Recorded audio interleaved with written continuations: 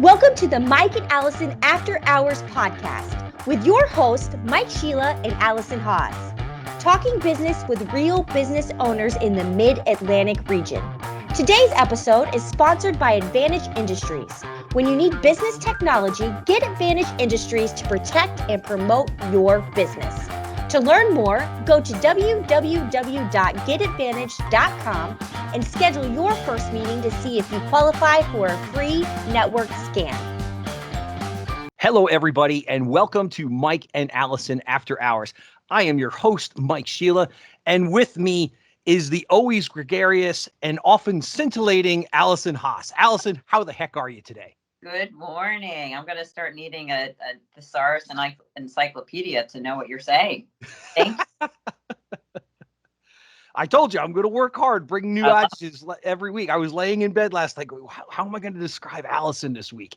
I love it. So, everyone, first and foremost, we have a fantastic guest on this week, Theresa Leatherbury, and she is one of the principals in a company called Rachuba, which is a property management company. And we're going to get to Theresa in just a moment. But you may remember that we have been encouraging all of our listeners to give us a like, give us a click, give us a share, comment, in order to get a copy of Allison's book, The Addict in Aisle 7. Well, we're here to announce our winner is April Camp. She is a client executive with NFP. So April, congratulations. Golf clap, golf clap, golf clap. We are very excited you've been listening to the show. Thank you so much. And we will be direct messaging you after the show today and letting you know that you are the winner. And then you can let Allison know your mailing address and she can shoot the book off to you and she'll write some funny little quirky thing in her own Allison way in there to truly personalize it for you. Awesome, April. Thank you so much. Yeah. So everybody, I'm going to bring in our guest, Theresa Leatherbury, right now. So she's joining us at the front end of the show this week. So hang on just a second as I let Theresa into the show. Theresa, hi. Welcome to Mike and Allison After Hours. How are you today? I'm doing well. I wasn't sure. You said 9 o'clock in your email. It is all good. We've got you in here. Okay. So now that you are amongst us, as it were, I'm going to do a quick little background on not only you, but on your company. So as I mentioned to our audience, Theresa is one of the founders of and principals of Rachuba, which is a family-owned and operated company dedicated to delivering communities families will be proud to call home. The basic principle has guided their business operations spanning 3 generations and is still driving force behind the Rachuba name. So again, Theresa, thank you so much for being on the show today. Thank you. Thank you for having me. Yeah, this is going to be a lot of fun. So as we mentioned to you in a couple of emails last night, Theresa has been very diligent in preparing for our show. We had said that this basically breaks down into 2 segments. There's the who, what, where, when, why, how, where we get to know not only you, but your company. And you can really tell us anything that you want in that segment. And then the second half of it, we're going to talk to you a little bit about what it means to be a leader, not only in your company, but in your industry. You can talk to us about some of the challenges that your industry is facing, because our audience really is business to business. So it's business leaders listening to other business leaders to learn and grow. So Allison, if you will, please lead us through who, what, where, when, why, how, and then I'll take you through some of the leadership stuff, Theresa. Perfect. Thank you. Theresa, it's great to see you again. You too. Albeit with a screen between us, but that is the time that we're in, right? So thank you for joining us this morning. So as Mike said, this piece of it is really yours to construct and unlayer. So whatever you want the audience to know, it can be all professional, it can be a mix of personal, but who are you? Who's Theresa? Who is Theresa? Theresa is someone who is in a position that I didn't really expect to be in when I was growing up, first of all. Every one of our guests has said that. Yeah. I think you're episode number 14 or 15 now. Every single guest has said that. It's pretty funny. So a little bit of background about my business. Rachuba is my maiden name. So it is a family business. It's a business that was started by my grandfather. Nice. He came down from Long Island as a bricklayer in Baltimore shortly after World War II and started getting into investments and development and did a lot of building in and around the east side of Baltimore, the Towson area, did a lot of really amazing things. My father started working with him when he was engaged to my mother, because it was my grandfather's son-in-law, not son. It was not a direct descendant that way.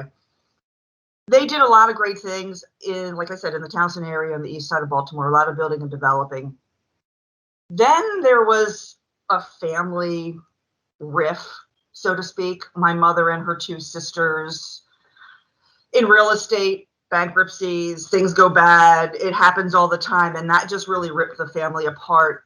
My grandfather's assets were in effect split into three separate buckets. So my father took the assets that belonged to my mother, as well as the projects he was working on, and created Rachuba away from what was the DeCero properties. My grandfather was Ralph DeCero. That may be a name that some people in the industry or some people in Baltimore might know. Then my father took this business and started creating Rachuba and started doing some land development, some building, and some managing of apartments that my mother owned, that my grandfather gave her. For me, I had no idea I was going to be in the family business at all. I had no intention of going into the family business, never thought there was really room for me. I studied to be an actuary, and I became a fellow of the Society of Actuaries, became a principal of an international consulting firm, but I was in a part of the actuarial field that was a shrinking field, and that was the defined benefit retirement plans. Government plans, union plans were the only ones that have these defined benefit plans. Everybody else was moving into 401ks, and you don't need an actuary for a 401k. You need one for a defined benefit plan. My father in 2005 invited me to come into the business because I didn't know. I knew that defined benefit plans were shrinking. I didn't know what I was going to do with that. So he invited me into the business, and I thought, okay, I don't really know anything about the business, but I'll do that. My two brothers were already in the business. I think my father kind of knew that maybe neither one of them were really going to be a leader. He wasn't sure if I was going to be either. But I came in and I quickly came into that leadership role. When he passed away in 2015, he named me as his successor as CEO. So I'm taking his legacy, not only for the business, but also his vision and desire to fund a family foundation that he was not able to achieve in his lifetime, again, because of a real estate crash, that I have taken that on as my legacy and my way. So not only on the business, growing the business side, I want to grow this family foundation. A little bit about the business, because we do a lot of real estate type things. Our main focus right now is property management. We own and manage just under 700 apartment units, and we're looking to grow that not only for ourselves, but for other investors who are buying apartment communities. We're not doing the single family rentals, but we're doing communities. We're expanding that into HOAs, condos associations, and an interesting twist of business owners. This might be interesting to some people who listen to your podcast. Business owners who are successful and fortunate enough to be able to buy their own building, and they invest in a building and they work out of their building, and they think they can handle the management of it. And then business gets in the way, and life gets in the way, and the asphalt needs to be replaced, and the windows are leaking, and the roof needs to be replaced, and the business owner doesn't know where to turn. And that's where we would come in to help them in that realm, in addition to remodeling, renovations of commercial spaces. So that's what we do at Rachuba in a nutshell. I love it. That's quite a nut. And I just so invitation into the business and the hesitation and then the turn of events, right? And I imagine part of your passion is carrying forth that legacy, right? And so it has a personal tie, and it's emotional, right? There's value in that. I know for me, I have to care more than just what my paycheck is and what my 9-to-5 activities look like. I was invited into the family business with a brother. Obviously I'm not there because we're here from a different career opportunity. And I so love those stories. I think they're so unique, and I have a tremendous amount of respect for you and for that. So that's really cool. Thank you.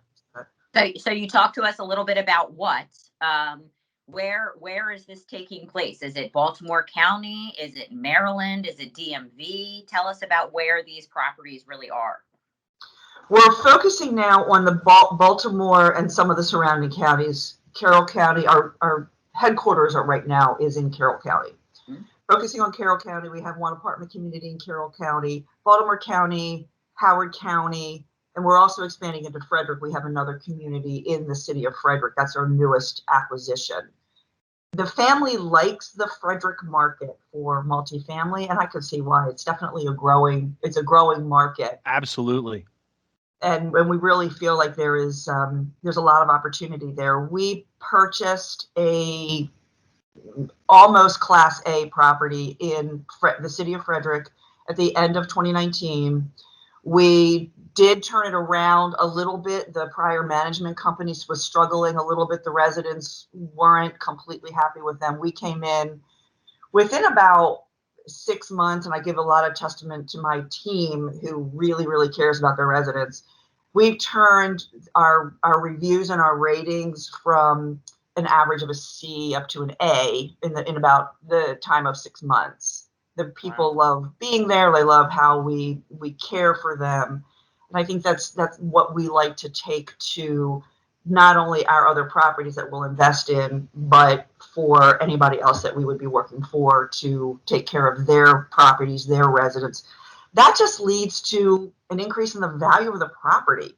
If the residents are happy and they want to stay and they're willing to, they see the value and they want to continue to pay their rent, and they're willing to, withstand rent increases, which we all get them. And that adds value to the investors if we can show that we care to the residents. Absolutely. So how did COVID affect you all and your growth initiatives? Did it? It did affect our ability to search for another property. It may have been a little bit of a self-imposed restriction, but there were definitely some people. We weren't really able to tour properties. And so we put things on hold for about 6 months, and now we're ramping that back up. We have some equity that we need to deploy by the end of this year, and that's what we're using to invest in new properties. But as far as expanding in the business development world, I spent 2020, a lot of it really kind of taking a step back and reflecting the business itself. That's affected the way I believe we're positioning ourselves to go forward. As I mentioned, I work with my two brothers. They don't always see the need, and there's different levels of concern. They don't always see the need of the planning and the strategic and those kinds of things. And I've tried for years to get them to understand the need for the vision and the mission and the strategic planning. My one brother understands it, doesn't want to focus on it, but wants me to do it. My other brother, not so much. He doesn't understand the need for it. And he basically told me, you lead the organization. If you think that's what we need, you can do it. I'll support you. I won't necessarily give you input, but I will support you in your efforts to move it forward. So I spent 2020 not only working on the strategic plan, I also did a little bit of personal work as well by hiring a coach and trying to figure out how to navigate how to be a good, effective, empathetic leader. So I did a lot of that in 2020 as well. And as Mike says, bingo moment for our audience, right? Like, you have not arrived yet, right? There's so much more to learn and grow into. And I love hearing that. I think that's a perfect segue into the leadership portion of the show. But we always like to ask, how do people find you? What's the best route for them to find you, Rachuba, and get access to you? The best way is we have our website, which is rachuba.com. It is in the middle of being upgraded, but it is out there. So rachuba.com, and it's RACHUBA.com. I'm on LinkedIn. You can find me on LinkedIn and message me on LinkedIn. That's quite easy. And I don't know if I share my email. My email is on the website. Yeah, please do if you're comfortable. Absolutely. Okay, my email is my last name, first initial, so it's leatherburyt@rachuba.com, and I can be reached that way as well. And great. We'll have all that in the show notes as well for our audience. Okay. Perfect. Thank you. Well, Mike, sir, I think I'm going to pass the baton over. Thank you, Theresa. That was a perfect start. Thank you, Great. Allison. Yeah. And Theresa, you keyed in on, you said a lot of great stuff, but two things stood out for me. And the first one was your dad bringing you into the company and not sure that you'd be a leader or not. That was the first one, because I got my first sales leadership opportunity in 1996 when I was 24 years old, and I failed miserably. I got demoted, and then I rose back through the ranks of that company again, and then I left that company. And the next company I went to, I got a promotion within 6 months, and then I got demoted, and then I got a promotion again. And then the next company that I went to, I was there for about 6 months, and I got a promotion, and I got demoted again. So all this happened before I turned 30. Wow. And I bring that up because being a leader is not easy. No. When I look back on that, my biggest mistake was I tried to make people like me. I figured they could think like me, they could act like me. I had been very successful as an individual contributor, so that's what I need to do. I just need to clone myself, which isn't a bad idea, except that most people aren't me. I would say 99.999999999% of the people on this planet are not me. So it's not, in that regards, it's a terrible trajectory. So, being somebody from outside of the family industry and being brought into the fold, and as you said, not really an idea about your industry, what the heck am I going to do? What was like that first big leadership moment for you, kind of an aha moment that clicked for you back then when your dad invited you to join? When he invited me to join, my first thought was I needed to learn about the business. And I did spend some time. I spent my time learning two different ways. At the time, we were doing a lot of big land development jobs where we were developing finished lots, selling them to builders. I was learning a lot about that aspect of business. That was the aspect of the business that ended up crashing us 3 or 4 years later, unfortunately. But I spent a lot of time with my brothers, following them, watching what they were doing, looking at the financials. I was a numbers person, so that was one skill that I brought into the business that none of the other family members really had or understood. So I definitely dug into the numbers. The other aspect that I focused on was our property management. At the time, we had a third-party property manager, so we were not managing them in-house. I learned a lot by sitting with one of our property managers who had been in the Rachuba family business for a really long time. And I sat with her and I learned as much as I could from her. Then I went to industry associations, went to education, met people, networked with people, asked questions, went to conferences, just absorbed as much as I could. Then in 2007, I said, we can do this ourselves. So I started our in-house property management business in 2007. That was where I know we can do this. I was able to do it. We had good people in place. We hired a property manager that I immediately identified as another leader within the organization. As soon as she came in to manage a property, I told her I'm going to ask her to do additional work that more of a regional manager would do instead of a site manager would do. And she just absorbed the opportunity. And I can't live without her right now. Her name is Tracy. I just cannot live without her. She is really, the two of us together have really taken our property management business from, I wish I could come up with a quick analogy, but it was kind of like taking it from paper and pencil, keeping records on paper and pencil to this high technology way. We've implemented technology, we've implemented customer service, we've implemented all kinds of things to really take us to the top. And in fact, our company was just awarded nationally. We were ranked in the top 10 of management companies across the country for our customer satisfaction scores, and an average of A across our properties. And that was really sort of the aha. We really need to take care of our customers. But before that, it was, who do I learn from? Who can I find out where the information is? And I felt like I had to go outside of the organization, because we were doing things a certain way, and I knew that it was good, but it could be better. And that was really kind of what I did. So my first leadership was taking our property management industry and bringing that in-house and creating that. Then from there, again, through networking, through education, I started thinking about strategic planning and goal setting. And I kind of hit roadblocks along the way until my second aha moment was, here I am trying to corral the family who are very smart, very hardworking people, but just not quite understanding that need. And I'm thinking, well, wait a minute.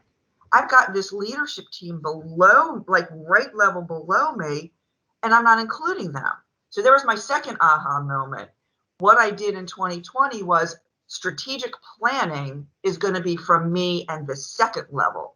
And I've scooped them all up and brought them along with me in the strategic plan. And they are involved, they're passionate, they're creative. We're making that move forward, because the click was, I can't do this without the team who's actually doing the hard work. So that was another aha moment for me.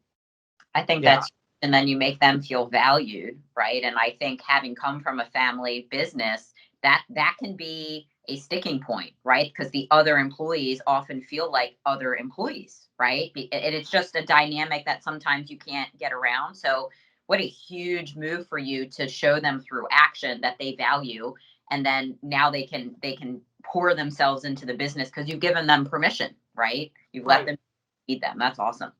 Yeah, and I can speak to that a little bit from the other side, Theresa. So thank you for that, because I've worked for a couple of companies that were very much the family dynamic. So mom and dad were the leaders. The son was now running the day-to-day operations, and sister got hired basically because sister needed a job.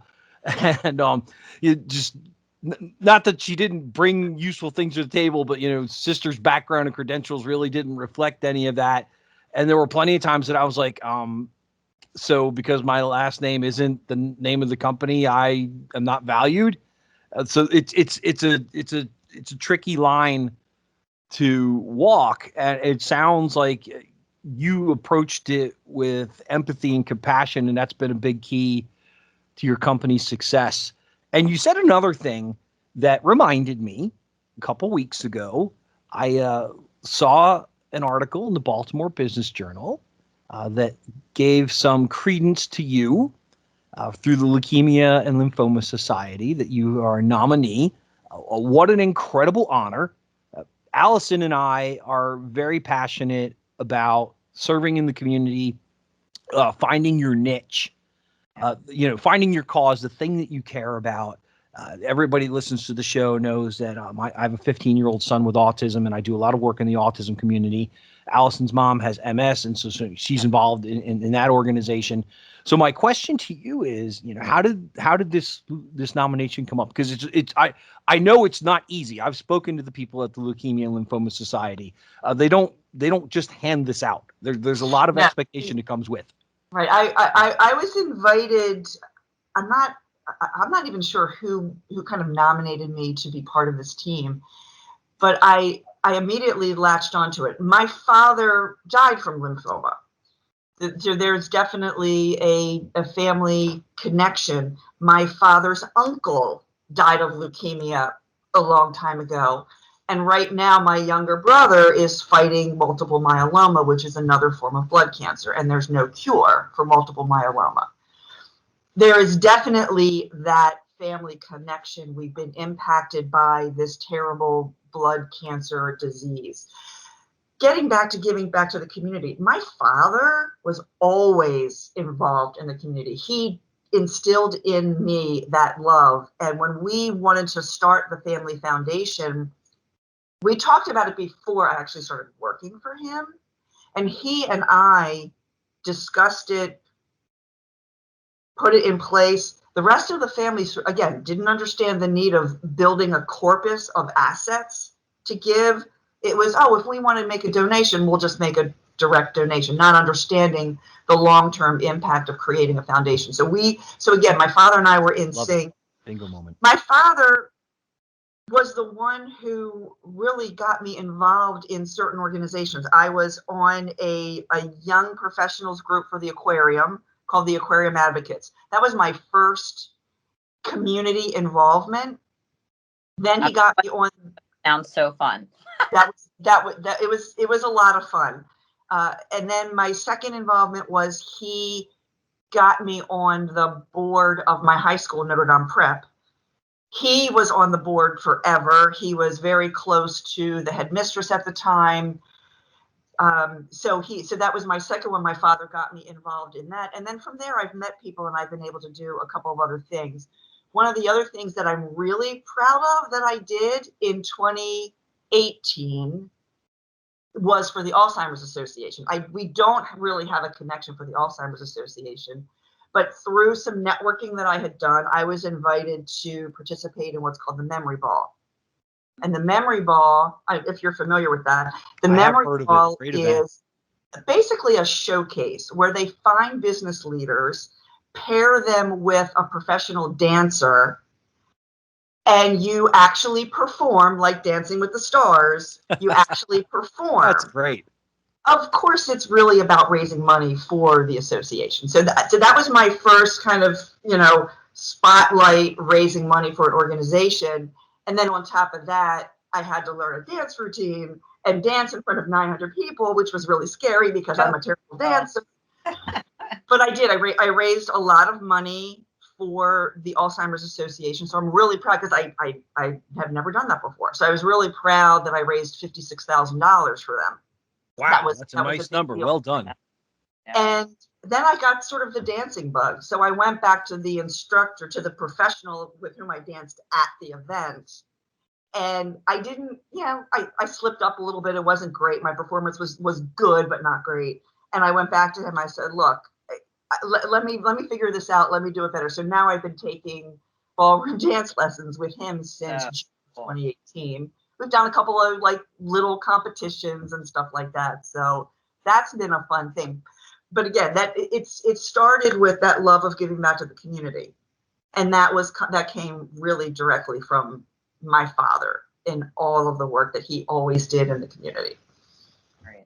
It's amazing to me how impactful our parents can be on the next step that we take. I mean, parents are supposed to be that way, but you don't necessarily think about how they will govern and drive, how they will build thoughts that become the foundation of who you are.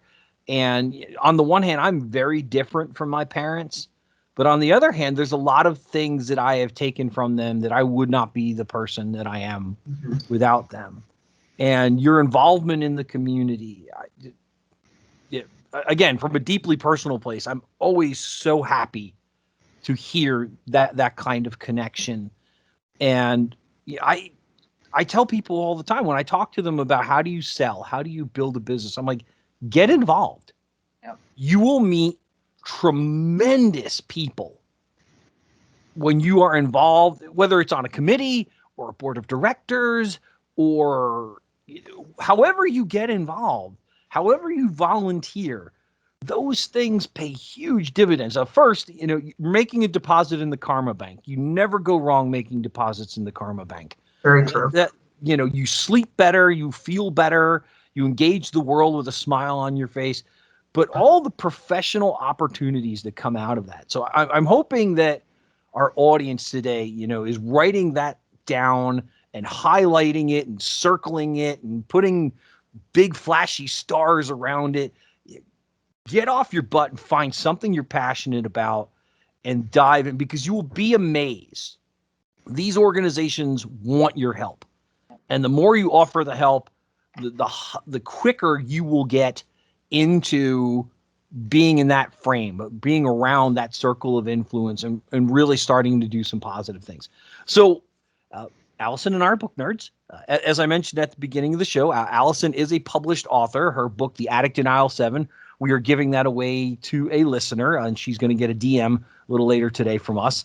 But we love to read books. Allison just told me right before the show started, hey, I finished reading those 3 books you sent me. So I got to send Allison 3 more books. Wow. Yeah, we swap books and send each other stuff like that all the time.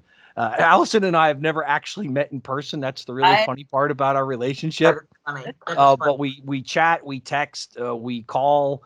She'll leave me random video notes as she's jogging through the woods. And I will send her random messages on the weekend that she'll ignore till Monday because it's business related. But that's our dynamic. But we love books. And you had mentioned that you just went through a couple of books that made a positive impact on you. So talk to us a little bit about those 2 books. The first one that I mentioned was Patrick Lencioni's, if I'm saying that right, The Ideal Team Player. And that was a book recommended at a networking event. Somebody mentioned it. And I picked it up because I understand really the importance of hiring the right people in the organization and what is the right process to hire those right people. What struck me was the ideal team player, the attributes of the ideal team player being humble, hungry, and smart. You really need all 3. And smart is not textbook knowledge smart. Smart is people smart. Smart is the empathy part and understanding how to build trust. And, right? That's the smart part. The humble part is really important too, because you could be hungry and smart, and you can be I don't know if I'm allowed to say this on air, but a jackass? Absolutely. You can say jackass. Allison has said much worse. The book actually says we can hire jackasses. Like they have a no jackass rule. So I'm like, okay, well, I'm going to take that, because you can be hungry and smart and be a jackass, right? So you really need all 3. And there's things in the books, a book about types of questions and things when you're interviewing or when you're talking even to your current team players, if they're lacking in one of those attributes, how you work to get them to build on that. So that was the one book. I had read another one of his books called The 5 Dysfunctions of a Team. Read that a long time ago, which was a great book. And I have another book on my shelf that I haven't read yet called The Advantage. So I really like the way he writes, and I really like the message that he puts out. The other book that I read is a guy named Mark Batterson. He is the pastor of the National Community Church in Washington, D.C., and he's written a number of books. Oh, all right. This book that I read is a sequel to a previous book, but this book was called Chase the Lion. And he built this entire 2-book series around one passage in scripture where it talks about one of King David's men followed a lion down a pit in a snowy day and killed him. Rather than the lion falling into the pit and he kind of running away. No, he went after and he killed the pit, and his first book is called In a Pit with a Lion on a Snowy Day. And he talks about what it takes, like just the brave leaders that are created when you chase the lion. And one of the things that it says is of the book is, if your dreams don't scare you, they're too small. And that I took that through the book. And the other thing that he weaved through the book is the planting of the seeds for the next generation. And that really hit with me as I was thinking about my father and his legacy with the foundation. He was not able to see his dream fulfilled in his lifetime, building up a big corpus of money in the foundation. I'm hoping to be able to fulfill that in my lifetime. But even if I don't, I know that I'm planting seeds for the next generations. And I'm instilling that in the next generations. And that was the one thing, the big thing that I took away from the Chase the Lion book is it's a dream, but it's a generational dream. It will happen, but it may not happen in my lifetime. So, wow. I love that because you're trying and you recognize maybe I won't achieve this goal in my lifetime. And that's okay. That doesn't mean I shouldn't try. Yep. And, the audience listening today, y'all know I've been through some stuff these last 5 years. To say that I have faced some trials and that I have been uncomfortable and I have dreamed big dreams. Yeah, all of that. So, and most of our audience, if you own a business, you are forced to do those things. I mean, even in your situation, you came into an established organization, third generation. You were still thrust into a frying pan without any shoes on and said, dance. That's what ownership is. That's what leadership is. So Theresa, thank you so much for being on Mike and Allison After Hours today. Allison, your parting thoughts for Theresa before we wrap up her segment? No, this was great. I wrote down, who do I learn from? I always there's like one nugget. I have Post-it notes everywhere, and I just really, the idea of constantly evolving, right? And being humble enough to know that I don't have it all, right? And your perspective may be different and not even better, but just different. And I just love the idea of who do I learn from? So I'm taking that nugget with me for today. So thank you so much, Theresa. Appreciate that. I appreciate that. Yes. Yeah. Thank you so much, Theresa, for being on Mike and Allison After Hours. This has been a lot of fun. Thank you for inviting me, first of all, and it has been a lot of fun. I really, really appreciate it. Yeah, you were great. Thank you. Thank you. All right, Okay. bye-bye. All right. Wow. So tremendous segment. Yeah. Always. I just love it. I love it. I'm sincere. Who do I learn from? I wrote that down. I really because we're both constantly trying to expand our knowledge and how and what we do. And I don't know. It could be you I'm learning from this morning. It could be my proposal at 10 o'clock, the guys that I'm going to talk to. Like, I just don't know. So having the openness and willingness to be taught in every moment, I think that's huge. Yeah. And one of the things that I heard from her, which is, again, it's become a theme of our show, is pivoting. Mm-hmm. Seeing something that could very well become part of your business. And now, by all accounts, it's the primary driver of her business. Yep. And recognizing a person that she says is indispensable to her. Yes. And leveraging the power of that individual. Yes. And it's not about abusing them or overworking them, but recognizing this person has a singular talent or a particular set of skills, as I'm so fond of saying, that really will push the organization forward. Yep. Yep. And it's not always me, right? Like, giving people Absolutely to step up and rise and delegate. I think that's a huge part of being a leader and a business owner, because it's our baby, right? When we get it started, and we're the biggest advocate, and we harness the belief. And so it's hard to let go of pieces and delegate. But at the end of the day, you cannot grow by yourself. You have to let other people help you. And when you do, it gives immediate want and value and an injection of energy into, like, I matter to you. So let me help you to do this and to expand. Yeah, and that idea of doing things that are uncomfortable. So I'm not going to bore our audience with everything that I've experienced, but in short, about 5 years ago, I found myself unemployed, and I went to work for myself full-time for a year.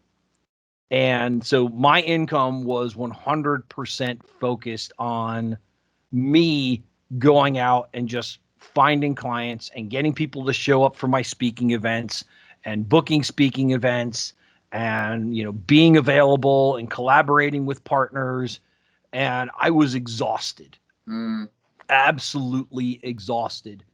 And I ended up taking a job to, sort of try and stabilize my earnings. And the guy that hired me quit a week after I started at the company. I come to find out the job I had gone there to do was not the job they had hired me for. They wanted me to do something completely different. So after 6 months of that, I took another opportunity with a technology startup. The owner of that startup never paid me. He promised to pay me a salary. I never got $1 out of him. I tried to pursue him legally. I never got any legal satisfaction out of it. And at that point, no job, no income, nothing. I became a full-time Uber driver. So I drove sunup to sundown 7 days a week to make enough money to keep food on the table, keep the lights on, just to get through, figure, okay, what's my next step? And I had hundreds of interviews, and the world generally perceived me as broken. This guy's a job hopper. He's unreliable. Why would we hire him? And again, my friend LinkedIn, my beloved, the place where I spend most of my waking hours. How you and I met. Came through. A good friend of mine reaches out to me and says, "Hey, my old boss is looking to hire a salesperson. Are you interested?" And I said, "Absolutely." And that's how I ended up at Advantage Industries. And it's been a very rewarding 1.5 years to be with them and to give me this opportunity. Yeah. So when I talk to you, listening audience, and say that I have sympathy for what it means to start a business, to run a business, I have failed miserably at attempting what you do every day. So you have my utmost admiration for that process. And Theresa, she analogized something that you spoke a little bit about. You had an opportunity to be in the family business, and that just wasn't your scene, right? No, and funnily enough, I spent the weekend with my parents in their country home hibernating, and so you definitely wouldn't have gotten a response from me if you texted me this past week. I was there for about 2.5 years, and not for me, just not for me, for a lot of different reasons. But I really respect her and the roots that she's planted, and then her ability to what seems like maintain family relationships, but also delegate work where work needs to be delegated. And we were missing that in our organization. It was very much like family, the rest of the demographics, and you can't have that. And I understand why. It's hard, right? They're family, but everybody else has to matter. Otherwise, why are they there? So I have tremendous respect for her for doing that. And she is a true visionary, right? You can hear in how she speaks, and that's the CEO, right? That is the executive visionary, the chief executive officer, right? Not necessarily nooks and crannies, but big picture. And I heard that loud and clear from her today. Yes, Theresa was just a fantastic guest. And before the show started, Allison and I were kicking around this idea about just crazy stuff that we hear from our vendors and from prospective customers. And we thought that would be a fun topic to touch upon today. And you bring that back around to what Theresa was talking about. If you work with family, everybody on listening to this recognizes we speak to our family very different than we speak to the rest of the world. So you have your family circle, you have your friends circle, you have your acquaintance circle, you have your work circle. And there may be some cross-pollination between those, right? Yep. But you will say things to a family member that would literally get you fired if you said them in the workplace. So how do you balance that out? And, if you're trying to sell to that dynamic, you walk into a company where the owner is dad and the daughter is the president, and you're in the middle of your proposal and they start arguing. You're like, exit stage left. you can't get small enough. You can't shrink away from that, right? Yep. Yeah. And that was also why I left the family business. Like, I just want them to be my family, and I want to hear about the business and have it not affect my personal financial situation or day to day. Right. And, poor dad was working when I got there Friday and touch and go with it Saturday. And I'm just like, as you said in the show, I'm not available till Monday. So sorry. And I take that very seriously. I take my personal time away from work very seriously so that when I am here, I can give you everything that I have. But if I'm constantly sprinkling myself with my work all the time, you're never getting the best of me, right? You're never getting true quality. And so I definitely appreciate hearing about their work day-to-days and their interactions that I don't agree with whatsoever, especially now from an HR perspective, right? I'm like, holy crap, you cannot say that. You didn't say that. Oh, you did? Okay. Let me know when that doesn't work out, right? And it's like, but it's not mine anymore, right? It's just not. So I feel for those dynamics. I do. Yeah, I speaking of HR foibles, several years ago, probably at least 10 now, I was working for this company and we hired a sales rep right out of college. She was a College Park graduate, absolutely beautiful. I mean, just absolutely beautiful. The sweetest personality, just the nicest human being. And to her credit, very much mentally a sponge, just soaking up. And I used to give her a hard time all the time. Like, I would be prospecting online and I would send her a message and say, hey, I just found so-and-so on LinkedIn. He went to College Park. Why aren't you connected to him?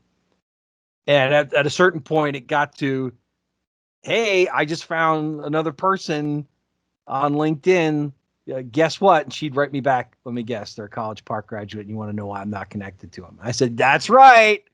And so I kind of burned that into her brain. But the reason I bring her up was we had this engineer who was your stereotypical New Yorker. He was a big mook. He stood about 6'5", probably weighed about 450. Bald head, big Giants fan, big Yankees fan. Just the guy you see in the mob movie was him. And he would make the most inappropriate comments to her all the time.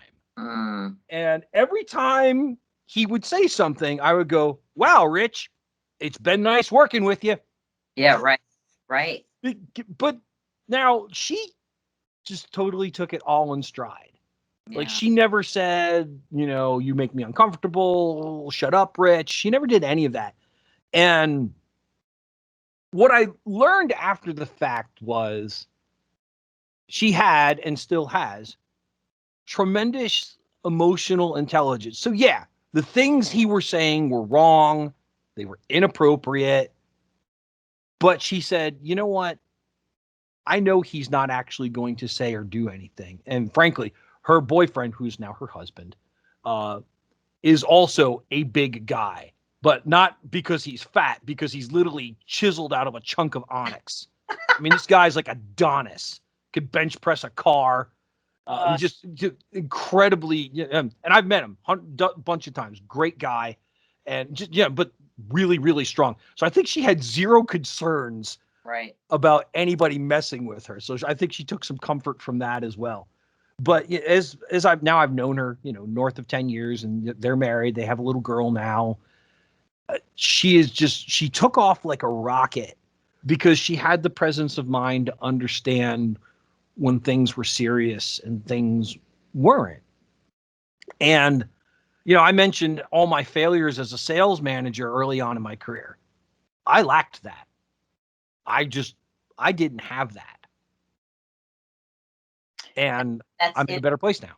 Yeah, interesting topic of conversation. One, as a woman hearing that, it kind of makes my skin crawl a little bit, right? Because there's the element of, do I let it go and not ruffle feathers because I'm uncomfortable, even though I'm not going to let you know that? And I'm intimidated because what is perceived as innocent and not a big deal is also just so disrespectful, right? And I've dealt with that. And part of it has you and I have talked about that. Yeah. And it's like, before when I sold cars, I was the only female salesperson, and there were women in the other departments, but they were like, that was their hub, right? And the guys would talk about them to me, and I was one of the gals, right? And part of fitting in was like just letting stuff roll off your shoulders. But I have to tell you, it never really rolled all the way off. And part of it is because I wanted to belong. And I think we take on a layer of protection when we walk into those circles. Like you mentioned earlier, we would never say something like that to family versus friends, acquaintance, professional. And we have these different circles, and we morph into those circles. And we talked a lot about this on the show, but like being the same in all of your affairs, right? Being the same person in all of your conversations. And it can be hard, right? Like I would never allow someone to say that to me from this context, but someone else where I kind of need to have your approval. And I'm just thinking of clients, right, that come on a little strong, right? And I'm like, might not be appropriate, but I really need you to sign this contract. So I'm just going to not tell you to go F yourself right now and just smile. And, it's hard. It's a tricky balance. And then I straddle the line of like, how important is it? Right. It's not a yes or no question, is it? It really is a scale.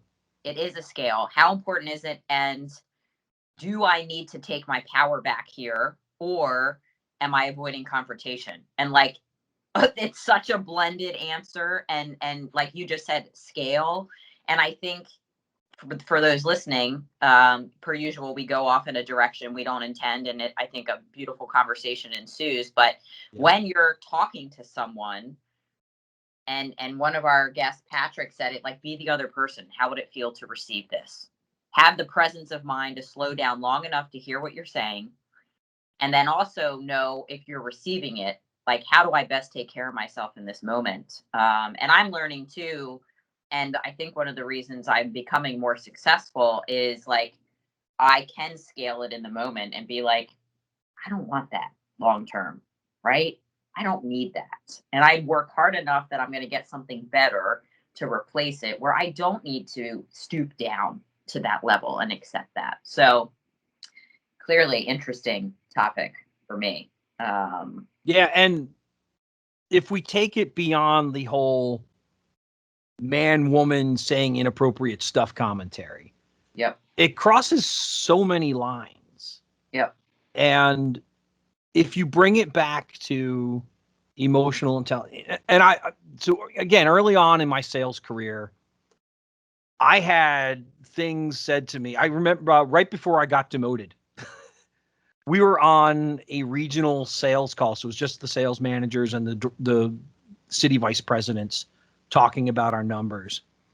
And we had this VP who, again, fits every bad sales stereotype you can think of. His name was Butch. So, oh God, there's your first one.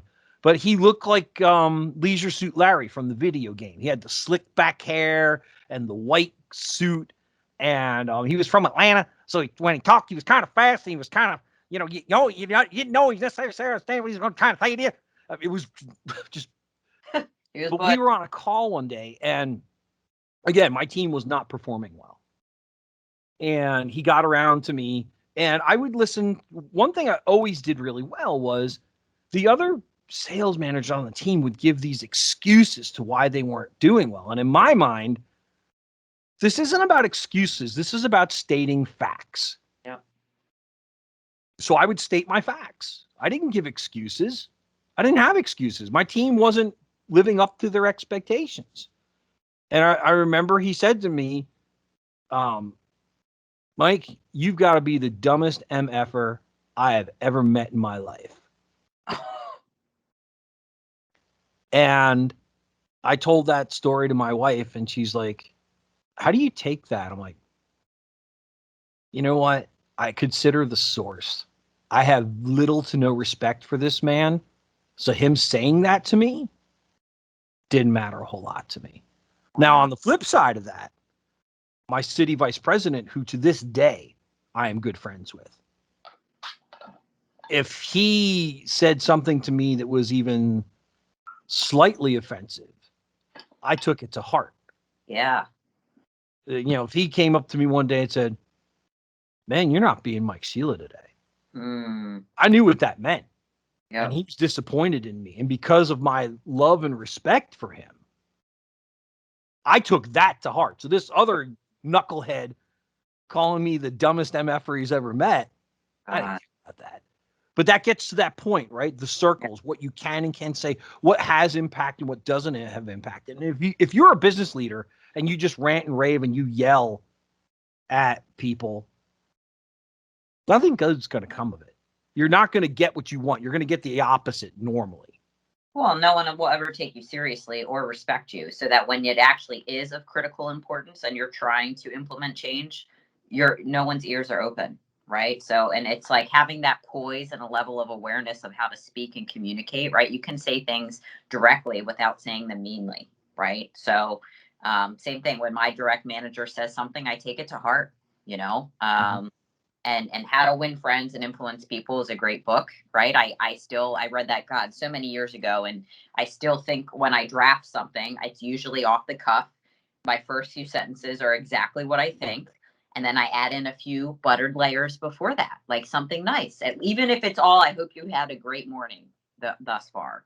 But like lead with warmth, and then you can share what you need to share instead of lead with problem followed up with, and I think you're awesome. Like, no, that nobody hears that. So anyway, we should probably do a whole podcast on just communication, but I feel like we touch on it every single time anyway. Yep.